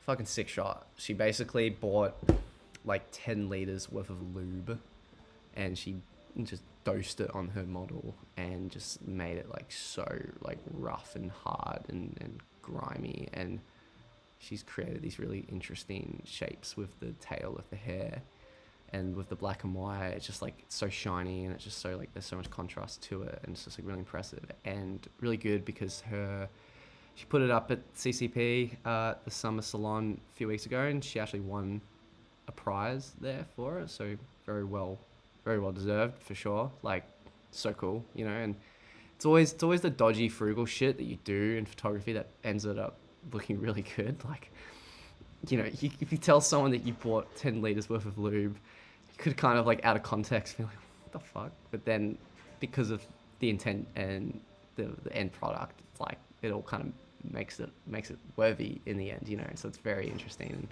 And similar with Sarah's shot with the back of the head, I always think that you can get still quite a lot of emotion in the back of someone's head due to the fact that you can't see them. You can really imply a certain level of kind of internal monologuing with the subject by just seeing their head and the way they're postured and the context of what's behind them. I know that Roger Deakins does a lot of that. Like there was a video I saw recently where his signature shot is actually like shooting from the back of people's heads. So every time I've been watching a film where he's shot it, like I'm very aware of those shots now, and they're used in that way where something either bad or something like dramatic has happened to a character, and he shoots it from the behind so that we kind of don't know how they feel. And I think that adds to the element of asking questions in photography, because at the end of the day I want to figure it out myself. I don't want people to tell me like what I should be feeling and how this person is feeling. And by shooting the back of their head, it's like giving you the whole, you know, canvas to kind of make up your own mind and stuff. But this is definitely like the more of like a abstract fashion style to it. But the way she's shot with the hair is just like super cool. Jo Duck. Jo Duck is kind of also like a fashion photographer, but I really love her work because she has got such like a quirky outlook on her subjects, and she doesn't like hold back. She's not fucking bothered with like traditional beauty photography where they pick like the most obviously attractive subjects and make them look really like beautiful. She picks subjects that are just real and, you know, connected to her emotionally and personally, and she loves to express her work through this kind of like quirky style. She's done some very good images with bums. She's like did a series where she puts people's bums on like cakes, and then she'd show, it's like there's the cake and then there's the bum in the frame, but it's just got all the cake on it. So it's very quirky. It's very like odd, but that's what I like about Jo, is like she really just like wants to do some different shit with her kind of fashion portraiture work, and that's kind of like a really impressive feat to take when, you know, you have people who just think that that's like not pretty to look at, and it's like this is way more pretty for me than it is with most other kind of like typical fashion shots. And the way she's lit it as well, like perfectly lit, like very fucking gorgeous with how she's like managed to maintain the soft edge on her skin as well as with her legs and stuff. And there's just like so much like detail with her legs, the skin of her leg, and the way her posture's that. So super cool. Jo's work, really impressive. There's so many other shots of hers that are great, but this one's just like a really good one for me. We've got another tennis one from Scott Barber. Similar thing with Joel's. I've noticed that with good tennis photography, the lighting is just like, yeah, that's exactly it. They don't have to be pretty. I think they're just they just got to evoke the sense of beauty to it. Like, and beauty doesn't have to be like aesthetically pleasing. It just shows like the truth of someone. Like, just like be whatever it's about, as long as it comes from a place of like authenticity and honesty, that evokes the beauty of it. And that's where I think advertising photographers and fashion photographers kind of messes that up, because they think that like pretty photos have to be like what we expect pretty to be, which is a very kind of like that patriarchal kind of expectation of you got to fill these certain standards so that we can sell products and stuff. And I think the best photos stick out the best because they don't hold back with its honesty. And if you are passionate on what you're shooting, then it's just going to naturally evoke that. And yeah, so like pretty much every photo on this list is that, like it ticks off all the boxes of that genuinosity of truth, you know. And with Scott's, similar thing with Joel's, just the lighting with how tennis like applies to the sport is really interesting. And this is a really fascinating shot because it's kind of like, I don't know how far away he is to actually get it, and it's so like low down, like it's almost like he's like above him. I think it's Nadal that he's taking a photo of. Let me just double check. Yeah, it was Nadal. And yeah, and just the way his shadow, it's like so sharp along the Melbourne. Like, you know, the thing is, like, you could, if you could Photoshop Nadal out, and that shot with the shadow could make for like a great like logo for the Melbourne Oz Open. You know, just the way his legs are formed and the ball and the tennis and stuff. He's got all of it there, and it's like it's fun because it's a wide shot, but it's also clearly telephoto. And the reason why I don't like telephoto very much is because it compresses that background so much. So he's kind of shot it in this way where it just looks like a wide angle, but because it is so compressed, you're getting so much more of what's happening in this frame. Of course, like the Melbourne, the floor is much like closer to him, so there's not that much compression. But you know, having a shot that's wide, it's like it's a good feat to have in sport for me. Dong Dam. This is just one of these things where right place at the right time. This is always why I go out and do street, because at the end of the day, you never know if you're going to find something like chaotic like this. Apparently it was okay. Apparently no one really got hurt in it. But, you know, it's just like you look at it and you're like, what the fuck? Like, what's happened here? Like, Jesus, like, that was a flip and a half. And I mean, I'm sure if he got the flip, he would have posted that as well. But even that, it's just like, it's still just like, it reveals, it asks so much and it reveals a lot, but you're still like, what has happened here? And Dong just being in that place at the right time, he had a good photojournalistic mentality to just go out and shoot it and be there for it. And the distance works for it, I believe. I think it's good that he's in that distance, because I instinctively would get closer for that, but by having both cars in the frame like that so well evenly, kind of it creates the story to it. And you have these like, you have like in the second picture, you got the flipped car, you got the firefighters, and then you've got the paramedics. So you've got three things of like interconnecting into the story. And it kind of reminds me of like Enric Interbeats, I think that's the name. He's a Mexican photographer. He shot a lot of like accidents, and he shot in a way where he tried to get as much of the story in the one frame. So Dong's done 3 here. I think Dong's work could have been fine with like the second one for sure, or the first one. But either way, like just having it as like a series of both coverage kind of is good. Like for me, it's like good photojournalism, and so like yeah, it was a good shot. This is Renetta's work, Renetta Flippe. She is also fucking killing it as well. I forget which one it was, but she's been winning awards as well. What did she win recently? That was like, it was actually like a really good prize that she got. So it was like really well done from her. But she's from Melbourne. She's a Melbourne street photo. I think she won. Oh yeah, it was the Capture Awards. I think she got like a top 10 in something like that. It doesn't matter what award it was, but she's got a great sensibility to her photography, and this one's cool. I like this one. I like this one a lot. Just, I think it was in Tokyo when she shot it, and it reminds me of Fukushama's work. I think it's Fukushama, one of his cat. Nathan can help me out there.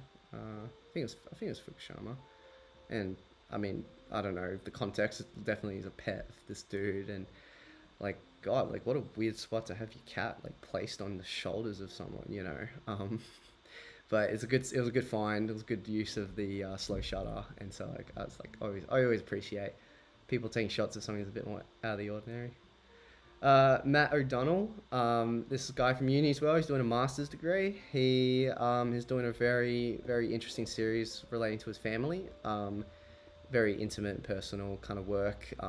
He's done a lot of like commercial work throughout his life, but now he's kind of deciding to dedicate more time into doing more personal projects, and that's kind of what brought him to do the masters there. And we chat quite a bit. He's a very like passionate photographer, and he knows a lot of stuff about the medium, and he wants to really he really wants to express this form in a more of a personal matter.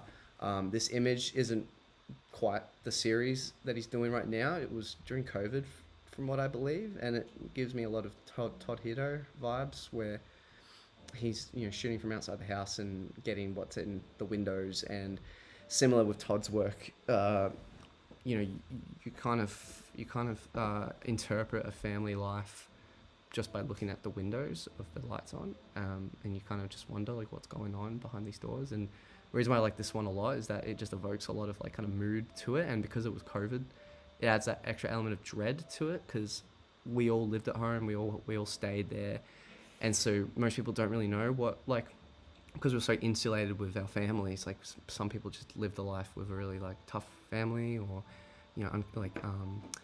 dysfunctional, etc. Or they could be in a really kind of like good spot. But the way he shot it though just kind of more evokes me this feeling that there's just like, it's kind of feels like a bit of a prison feeling to it. I don't even think that was his house. Maybe it was. Matt could probably check me up on that one, but I just like the distance of him from the house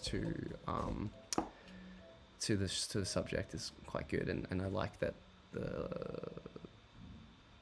picture on the window on the right there is the most illuminated, meaning that most people are probably in that space. So maybe it's like, are the family just like watching a movie in that room, and then the child is in this room dealing with something, etc. And it's so interesting. It's just so simple. It's just a house and 3 lights, but it just evokes a story that you kind of figure out yourself, and that's what I love, the interactivity of the image. Similar to Rachel, same thing with Rachel I mentioned earlier. Rachel goes around swimming pools to take photos of different varieties of what the waters are like when she goes out, and similar to like Julia Coddington's work, she's always like out with the water base. And this one's another really interesting abstract shot. Like, it's got a very painterly-esque to it, futurism kind of aesthetics. And yeah, it's just like water in itself is just such a different kind of texture to take photos to. And the way she's like lined up the flags and the underwater section like perfectly on level with the wave, I can imagine it kind of like flips you out a little bit when you look at it both ways, because it's like, fuck, like the clouds and the water just almost like blend together, and so it creates this like kind of new world that you're not too familiar with, even though we're all very familiar with being in the water, because you dunk your head a bit above the horizon, you see shit like this, and it adds this like subjectivity of kind of abstraction, and Rachel's really great at this. I think I had one more of hers that will come up soon. Another Sally shot. This is a Melbourne Sally. Most of the stuff's been from India, so she's been doing a lot of fun stuff there, but Sally's applying her color brilliance to this image once again. She loved that red. I believe that shot she won at the Oz competition was that one at South Bank with the red stairs, and she's keeping up with the red, and fucking excellent find with this guy, like so cool. And I always kind of question me taking photos of people who just kind of look interesting, like someone who just has like a funny outfit and stuff. And so I always need to wait for something that evokes something to actually take a photo. And I think that Sally's done a really good job of picking a good place to take a photo of this dude based off where the light's hitting him, the lines hitting him through the trains, and how the yellows and the purples kind of work together in line with it. I think it's good. And also, once again, I'm a sucker for the behind the back shots. Don't know what he's thinking. Don't know why he's doing this. I think it's a lot more interesting when people in fancy outfits are like just standing and observing rather than like walking. Don't really see there's much interest in someone with a fancy outfit just walking the street or like on their phone, because at the end of the day they're just doing what anyone else is doing. But him standing on his own on the train station, we're not sure what's going on. Where's he going? Why is he catching the V lines? And is he what's this thing that he's holding? Like why has he got like an umbrella and this black bag when it's clearly sunny and it's like hot? It looks like a hot day. I mean, it is Melbourne, so it's probably just pissed down raining or some shit. But yeah, this one just is quite a great shot because it's just like it feels so mysterious but in that quirky way, because you could always just make this look like a black and white noir-esque shot, but this has this like kind of circus fillet feeling to it. Oh, Hermani. Haman is a freaking legend, Sydney-based photographer. He is a very passionate photographer. He loves his podcasts and his video series that he's doing. I think it's like coffees with Haman. I think Tim might be able to help me out with that one from memory. But he's really great. He loves his monochrome black and white photography. He's very into his like kind of his geography and his photography. He loves shooting with like nice light structures and using the architecture to emphasize the drama of an image. And this one stood out to me a lot. Just how the bridge, you could like, most people could probably interpret it as the harbour bridge. Maybe not everyone, you know, it's not that identifiable as the harbour, but the fact that you don't see the end of it as well is just, that makes it feel a lot more kind of just feels a lot more epic, you know. Like you always have these like, you know, visual indications of scale based off like draw distance and based off like how far the mist hits the object. And even though most people might know where that bridge will eventually end, out of context, it almost looks like it's endless. Like it kind of looks like it's gone on forever, and all that mist kind of just evokes this feeling of like this, holy shit, like this is a gargantuan piece of you know, human engineering. So, you know, really like, and adds better, it's the boat that also really emphasizes that scale, because you always need a reference for scale. You can't shoot something like, you need something that's the proper scale to really show the scale of, I'm saying scale all the time. Fuck. You just need a reference point of showing how big something really is, and having that boat really emphasizes the enormity of the bridge. So Haman did a really good job of capturing this one, and just has that very kind of epic, mythical, Viking-esque visuals. Connor McCall, he is another uni student, PSC. I think he was in his third year, so I think he just graduated now. So congrats to Connor. Connor's a really, really good photographer. This image got nominated in the Australian Photography Awards, which was a big feat in that thing. I think it was this portrait that got nominated. Really great image. This is Archie. Archie's also from uni, and Archie might be making a bit of a cameo soon as well. Archie does. I'm gonna be really annoyed that I'm gonna forget this name of the instrument. Someone help me out. It's the. Oh no! Someone's told me so many times. What's it called? What's the thing? Someone help me. I don't want to look it up. It's gonna come to me. Well, anyway, when I find out what it is, it's not. Whatever. Anyway, Archie did that when he was a kid, and so he's did like competitions for it, and so like this portrait work was about kind of like his history with it and its relationship with his family. and I believe he shot this one on medium format, and just creates detail with how it looks. I really like just Archie's posture and the way the fucking thing is stanced. I'm looking it up, sorry, I can't do it. I don't even know if anyone's still even on this chat, but I might be just going insane on my own here. Instruments with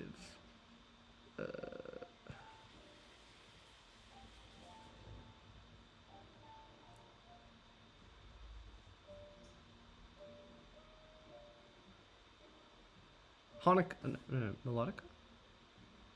What is it? What's it called?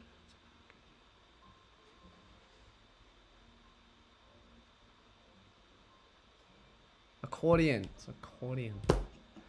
It's an accordion. So yeah, Archie is a he used to do accordion work. Oh, too late now. Too late. Yeah, accordion.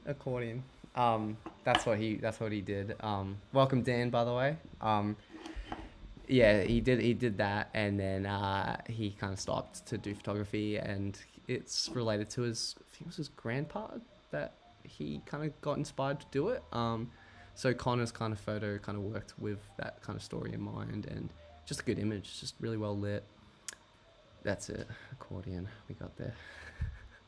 And yeah, so Archie is just really well postured. The lighting's really nicely hit on him, and there's also just it's probably unintentional, but just the way the lines of the drapes kind of hang down in similar contention with the accordions, keyboards and stuff.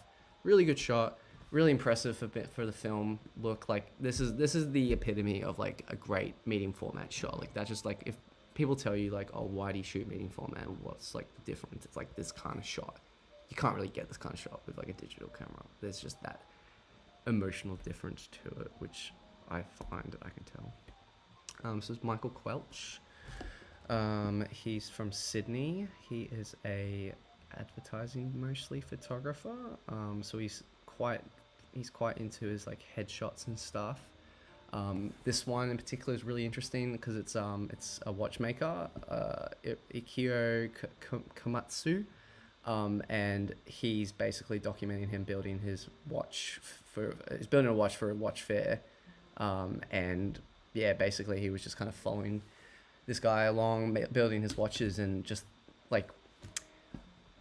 such a very precise art to build a watch, and the magnifying glass that he has, it's a very fascinating tool that he's using, coupled with this one single light above his head. There's just this vibe of precision to it, and his demeanor, looking at him, he just looks like he's really focused.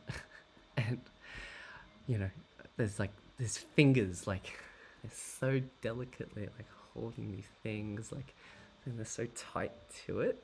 It's like a T-Rex and shit, and so I just think that this feels like a really precise photo, and it adds to the drama of it being dark but then lit by this one light. It feels like it's very suitable for, I feel this environment that he's in. This is Oliver Gessler's shot. I believe this is a shot of his grandpa, I think. Let me just double check. I've almost run out of my notes now because I didn't have enough time to do notes for everyone, but I'll just quickly look it up. Yeah, it was his grandpa. So it was he was an esteemed deer hunter, or he is an esteemed deer hunter, and yeah, basically he shot this shot of him when he was just chilling once after a night out with him, and this is the kind of shot that I just, if you told me it was made in the 70s, I'd be like, yeah, I mean, kind of is, isn't it?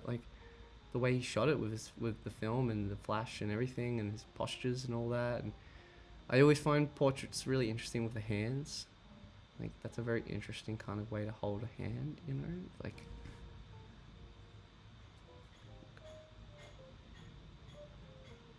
it's just what it reveals so much about someone. It's just what's their thought and their comfortability to hold it. It feels like he's been very kind of he's contemplating something or thinking. There's something in there. Where he seems like he's kind of like thinking about something else. But I really like the image that Ollie took of it, based off the selection of his hand and his demeanor to it. All right, so we're on our next round of our top 50. I reckon I'll do this round and then I'll have a quick few minute break. We're almost halfway there, I reckon. But it's gone well. It's going good. Hopefully you guys are enjoying the pictures that I'm presenting. We got a lot more good ones coming up. This is Amir Ali's work. He's a portrait photographer from LA, I think. I think he's from LA. I don't even know where I found him, to be honest. How do I know him? Oh no, he's from Melbourne. Never mind, ignore me. Yeah, he's from Melbourne. He usually makes quite intimate portraiture work, like natural lighting and exterior based work, but this one's just sick. Like, it's so cool. Like, nothing impresses me more than quality, costume design and just using of the practical props to make an image. Because, like, at the end of the day, you can make an interesting portrait, like especially fashion, but if the wardrobe or the hair and makeup doesn't suffice to your photographic skills, it just ain't gonna be that great. And this one's just like, what a fucking achievement in costume design and utilizing the props as part of the kind of gestures that he's making, and so yeah, I haven't looked too deeply into exactly what this intention was. I'm assuming it's got to do with smoking. Got to do with disposing of smoking and the harms of it and stuff, and the plastic like kind of damaging it can take. But either way, like, regardless of if I knew what it's on about, it is just like a very gorgeous portrait, and definitely something that would be totally appropriate to be in like a very well established magazine brand. Jesse Petrous, Goofy Images, more like. We just call him Goofy. No, I don't know enough to call him Goofy, but we call it Goofy Images. This is a great shot. It's simple. Don't know what really it's going like in the sense of why there's this like crucifix, and it's not even like wood. It's like almost like a street pole kind of been bastardized into a crucifix. And it just like has this like kind of eerie dread to it, like as if like he's discovered like a land of cultists, and this is like the first thing that he's bumped into. It's like, it kind of gives me like Blair Witch Project vibes. Like, feels like he like shouldn't be there, and he's like documenting something that is gonna cause poor Jesse a few little issues in wherever he's at. But yeah, it's a really simple shot, but I really love it. I really think it's a really good one. There is one coming up by another photographer who did something similar, but it looks similar, but it also, I think there's quite a difference to it. We got Tajet Holoran. I think this isn't the Quarry. This is from. I'll put up my more Christmas music. This is from. Oh, this is just a studio shoot for a landscape company. But Tajet's got a very, very fascinating color palette. Just very moody, very like desaturated green kind of tone. Earthy aesthetics.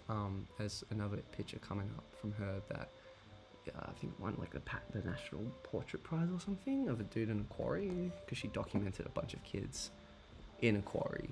And I found they're really, really great pictures of kind of youth and vulnerability in kind of rural landscapes. And this one's kind of in that similar vein, especially aesthetic-wise, but she's definitely applying a more surreal viewpoint than more of the subjective, personal intimacy of quarry. But I do really love how just the colours interject so well with the greens and the earthy whites and stuff. Like, she must have done a really interesting kind of way of processing the film to make it look like this, because it really like stands out. You don't really see it like anywhere else except with her work.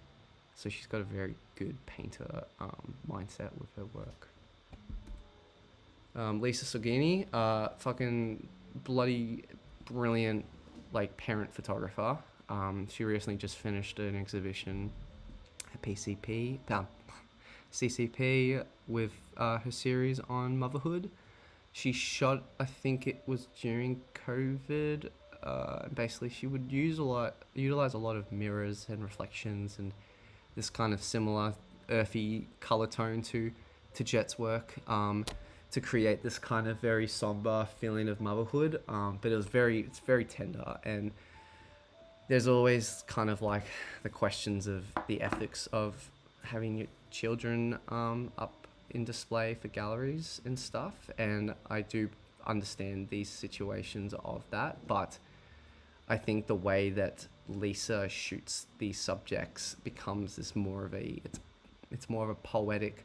It just doesn't feel exploitative. It really feels like there's this aspect of she's providing memories for her subjects rather than her own work. I think Sally's work can be criticized that she was doing it all like for herself, whereas I think Lisa's work, she from what I've heard, she has an incredible relationship with the families that they have, and they're the ones that are the ones that seek the emotional core of the series, and Lisa just kind of provides them with that. But either way, I still think her images are really gorgeous and beautiful, and it really just shows just like how precious motherhood really is.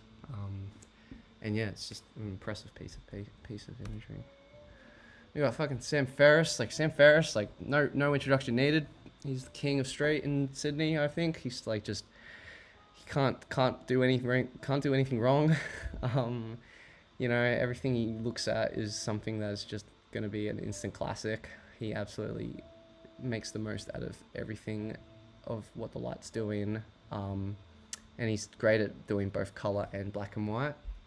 He's got such a great mentality when he works. I've luckily had the fortunate place to be with him once working, like just shooting with him, and he's so like patient and quiet, and it's like exactly what you want in straight, just to be someone who's just this like focused on, you know, what you're seeing and stuff. And Sam's just got the eye for it, you know, and this one in particular, like so cool. Like you can't tell if she's wearing like a dress that makes it look like that, or if it's just this extremely large flower bouquet, and the way the light just hits the top of it as well. It's just wow, like what a impressive capture for that. And you know, having the come from away poster in the back should hopefully solidify it as like a classic in a few years' time when it looks back on history, you know. So Sam's in the bag. He's got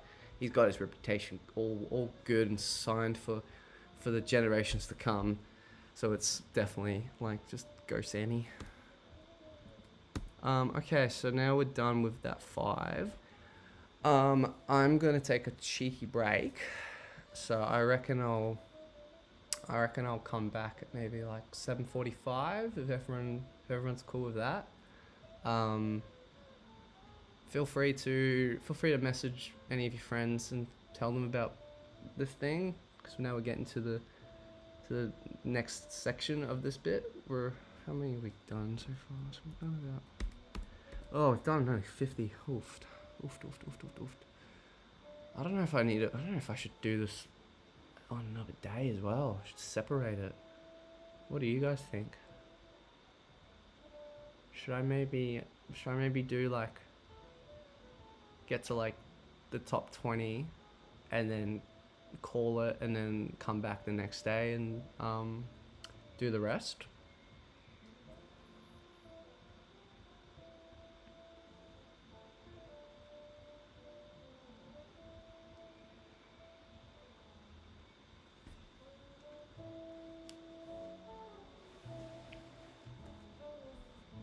It's the most wonderful time of the year.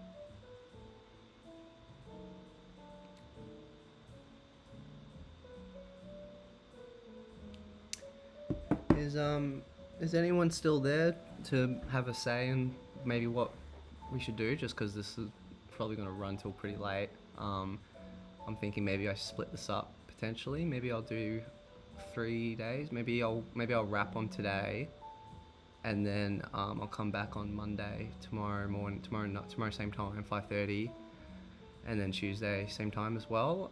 Just so that we can kind of soak in the images. I think maybe that might be good, just because this whole thing is supposed to be about like kind of sinking in all the great photos, and if I kind of go through everyone one by one at the same time, I'll kind of not become as detailed with images by the end of the run, and I do really want to give attention to everyone, so I'm just curious to see if everyone's down for that. In the meantime though, I'll quickly just shout all the other photographers I missed before I started the live stream, just so that people who want to rewatch it can look back at the other photographers. So at number 50 it was John Street. I really did love the shot with the light hitting the hat. There was just a really great sense of like just how the light hit the rain, and it really inspired me to go out and shoot in the rain. So that was a really great shot. Gavin's work with the seagulls, the pelicans, just beautiful composition with how the leading lines work with the pelican's mouth, and just how close Gavin gets is just like impressive as fuck, like so cool. Sarah Nash's photo of I believe it was her husband after a stroke from 7 years. It's the scar of the back of his head, and I just really like the shot, like the texture of the black and white, and how his hand kind of touches it. It's just a really powerful shot.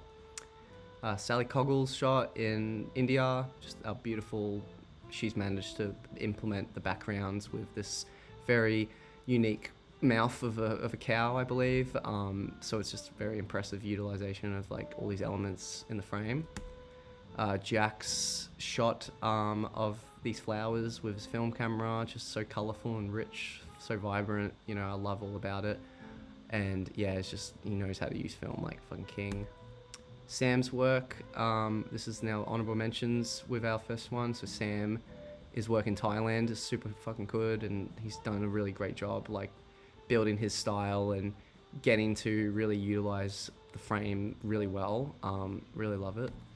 Alex Suko's work at the protests. This one was at like an anti-LGBT rally and counter rally with bubbly pepper spray, and this shot's just like really interesting because I'm kind of wondering if this person in the background is just a poor standby who got caught wind of it, and also just the drama of Alex being in the middle of all of that.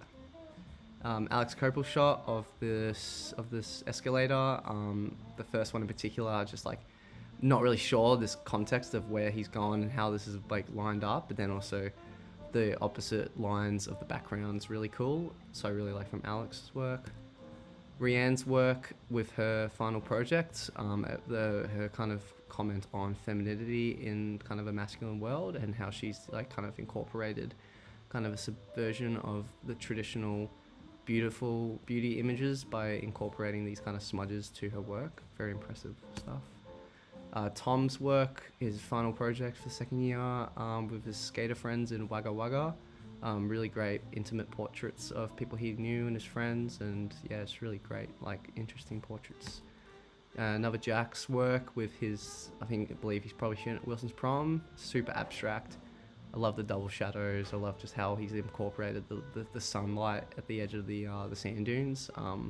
Plus with the motion blur, just really creates this feeling of alien, kind of an alien world. Another Gavin shot with the red shoes. His series on the Sydney Opera House is just very impressive, and I love like everything that he makes. He's always just blowing me away. Chris Hopkins shot of these people from Melton who were just like ordering KFC on their horses.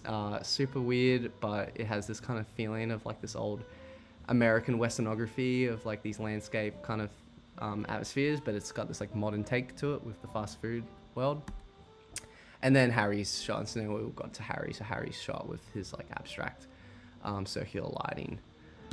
But yeah, so that's it. I reckon I probably will wrap this one up for today, just so that I can keep things fresh. So I reckon I'll do another 40 tomorrow, and then Tuesday I'll do the final round to just kind of build up a bit more hype. So like, it also gives maybe you guys some time to talk to your friends about it. I'll post the recording now so that people can actually see what I'm actually doing, and they can be like, oh shit, like, okay, he's doing this. Let's maybe want to go to the next one, so I can maybe get more people to look at the work and whatnot. But yeah, I mean, awesome work from everyone. I'm really keen to show everyone else, all you guys, all these other pictures from people that are really great photographers, and you know, some people that are watching haven't got their name shouted out yet, so you know, gives you a bit of an incentive to stick along and, you know, wait for the next day to see if there's going to be a little shout out from you. I'm not giving any promises, but you know, there's a healthy quality amount of people to take photos of. So yeah, so maybe I'll wrap this up.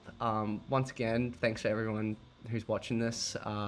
Really do appreciate you spending your Sunday night just listening to me talk. It's quite fun. I actually didn't mind this.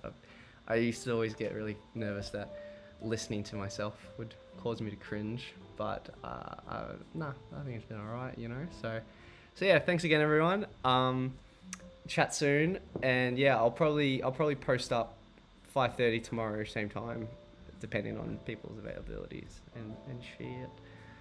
So cool. Thanks, everyone. I'll see you guys soon. And yeah, enjoy your night, and have a great rest of the weekend. Ciao.